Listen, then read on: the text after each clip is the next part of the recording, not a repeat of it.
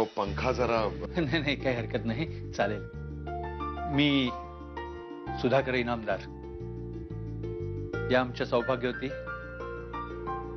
ही माझी मुलगी सरिता, आमचे चिरंजीव श्रीकांत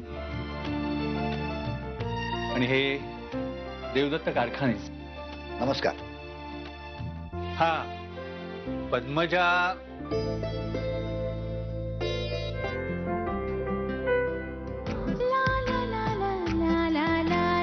ये ये ये.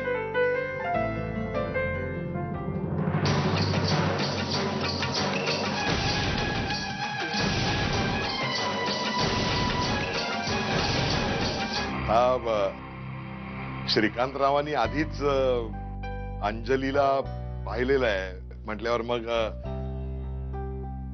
अर्थात म्हणजे हा सगळा जो आहे तो सगळा सोपस्कारच म्हणायचा नाही का. पसंती आहे म्हटल्यानंतर अर्थात आता या दोघांनाच संसार करायचा आहे म्हटल्यावर. थांबा, कसला संसार? अशी मुलगी बघायला बोलवलंस तू आम्हाला? तोंड काय बघता एकमेकांची? चला. आई आई प्लीज माझं ऐकून घे. तुझं ऐकूनच आलो इथपर्यंत. ही असली अपंग मुलगी आणायची एका घरात सून म्हणून मला? आई मला इथे वाद घालायचा नाहीये. मला तर या विषयावर एक शब्दही बोलायचा नाहीये. काय बघताय? चला चला. एक मिनिट. आम्ही गरीब असलो तरी आम्ही आमचा मान स्वाभिमान विकून नाही टाकलेला. मी माझ्या मुलीचं स्थळ घेऊन तुमच्या दारात नव्हतो आलो आणि मी 4 वेळा तुम्हाला फोनवर विचारलं की मुलाला मुलगी पसंत आहे का, तेव्हा तुम्ही हो म्हणालात नाही का. अहो त्याने एक वेळ डोळ्यावर पट्टी बांधली, पण म्हणून आम्ही तुमची मुलगी पदरात घ्यावी असं म्हणणं आहे का तुमचं? अहो पण मग तुम्ही तुमच्या मुलाकडे मुलीविषयी सगळी चौकशी करायची ना आधी. तुम्हाला मला तुमची सून नाही करून घ्यायचं ना? ठीक आहे, माझ्या अपंग असण्याचा तमाशा करू नका प्लीज. आणि तुम्ही गेले 2 दिवस यासाठी पाठलाग करत होतात माझा. मग आधी सांगायचं ना, एवढा सगळा उपद्व्याप कशासाठी? मला अजूनही तुमच्याशीच लग्न करायचंय. ए बाई, तू तरी लक्ष दे.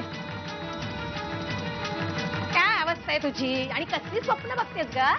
तुम्ही जाऊ शकता. हो पण माझ्यासाठी हा विषय संपला. चला.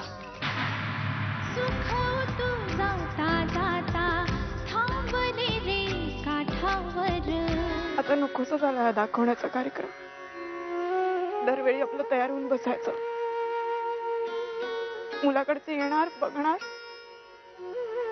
आयाकडेच जास्त वेळ बघणार. नकोसं झालंय लग्न बिग्न, नकोसं झालंय. ताई तुझं हे सगळं एकदम राईट आहे, पण मग तुझ्या मदरला का नाही सांगत?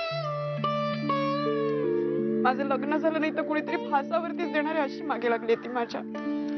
ताई आपला 6 सेन्स बोलतो ना, तेरी शादी होके रहेगी. हा ती काय कशी आहे हे सोडून तुला तिचे प्रॉब्लेमच दिसत आहेत. अहो माणूस जर मनानं चांगला असेल यापेक्षा दुसरं काही महत्वाचं कसं असू शकतं?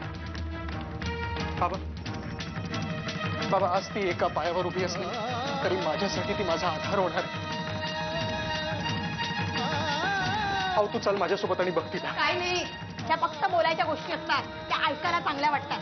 ही मुलगी आली ना आपल्या घरामध्ये सून म्हणून, तर मला तिची सेवा करावी लागेल. ती नाही माझी सेवा करणार, सांगून ठेवते तुम्हाला मी सगळ्यांना. अगं ताई, श्री आई तुला मोलकरी नावी आहे की सून? बघा बघा त्याचं बोलणं बघा. आतापासून विरोधाला सुरुवात करतोय तो. मला अजूनही तुमच्याशीच लग्न करायचंय.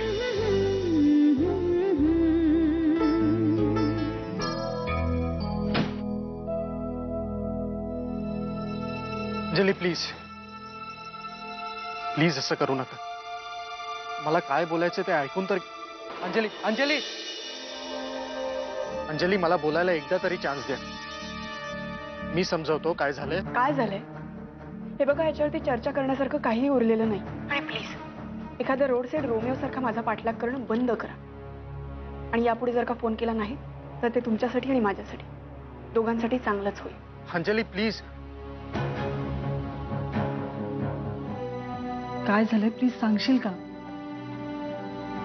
इथे नको.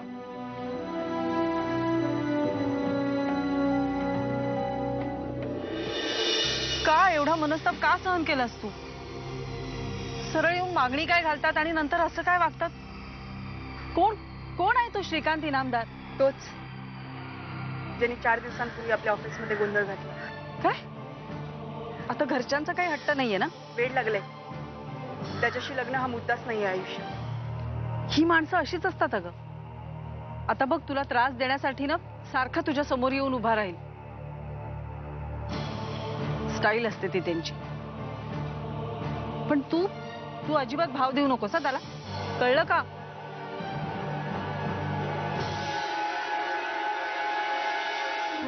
तुम्हाला वाटलं म्हणून तुम्ही मागणी घातली, पण मला विचारलं मला तुमच्याशी लग्न करायचंय की नाही?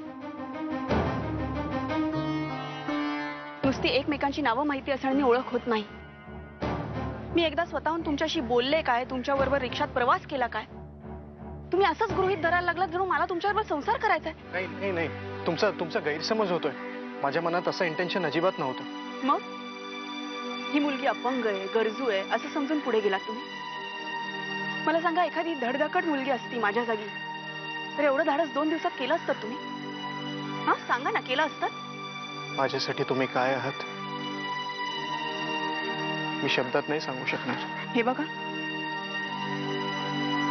एका पायाने अपंग असले तरी मला माझं अस्तित्व आहे. आणि माझ्या अस्तित्वापासून मला कोणीही वेगळं करायचा प्रयत्न केला ना तरी ते होऊ शकत नाही. आज एका पायाने अपंग असले तरी मी माझ्या पायावरती उभी आहे. माझे पाय जमिनीवरती घट्ट आहेत. आणि तुम्हाला जर का असं वाटत असेल की मी तुम्हाला हो म्हणेन तर हा तुमचा गैरसमज आहे. त्यामुळे माझा पाठलाग करणं बंद करा. आपले रस्ते वेगळे.